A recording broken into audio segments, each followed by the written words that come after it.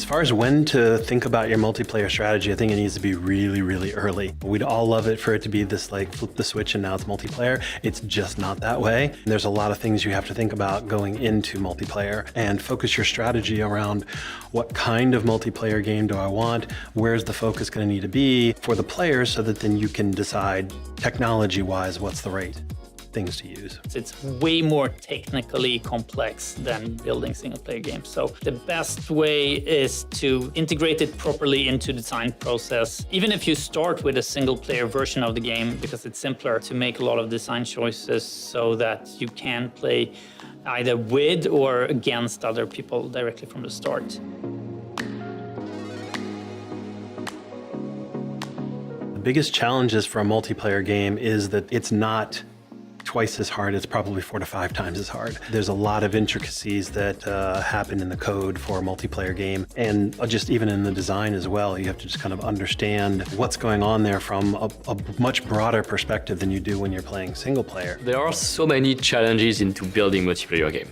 If you just create like a virtual world and you put avatars, it's very easy. You can put thousands of avatars, it doesn't matter, they can pass through each other and there is no interaction. But as soon as you add like gameplay rules, it becomes much more complex. It's actually known as an n-square problem, and that restricts very fast your ability to have more than 30, 40, 60 players, because the amount of computation that's needed and the amount of bandwidth that's needed to receive the position and other information of all those players at the same time increase drastically. In multiplayer, you have a whole batch of new costs to consider, like the hosting costs for the servers, the data transfer costs, you have costs for on-call service, and also you have costs for non-paying customers. The difficulty in matchmaking, you kind of want to make sure that people have an enjoyable time playing as a beginner, but also playing as an expert. So with a smaller player base, it becomes more difficult to match beginners with beginners and more experienced players with experienced players themselves.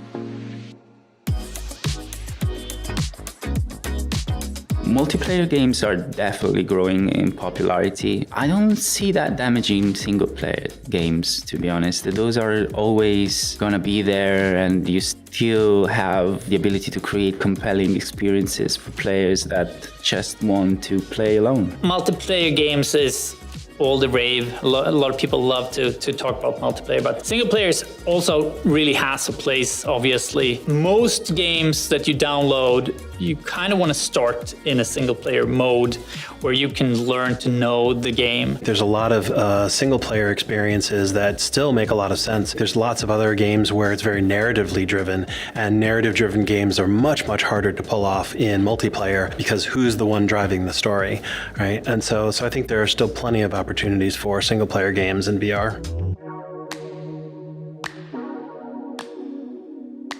The most significant innovation that I'm seeing in the multiplayer space is the birth of games as platforms. I'm really excited about the multiplayer VR space because of the hand tracking. I'd also love to see technology coming more and more into the mainstream of things like face tracking and stuff, because one of the things that we've noticed in our testing is once the player goes from having hands that are really just controlled by controllers to now having the full dexterity of your hands, when you're sitting in VR and having a conversation with someone and you're gesturing, you're pointing, and you're doing all sorts of, all of that emotion really comes across. I think it's just gonna be incredible for making the multiplayer experiences really be something that is much closer to the real in-person interactions, which our human brains are kind of wired up for that. Something that we're really excited about at Niantic when it comes to multiplayer games is how do we actually get people to connect in the real world? So how do we actually start persisting experiences at particular locations, but really trying to get people to meet in the real world through these multiplayer experiences?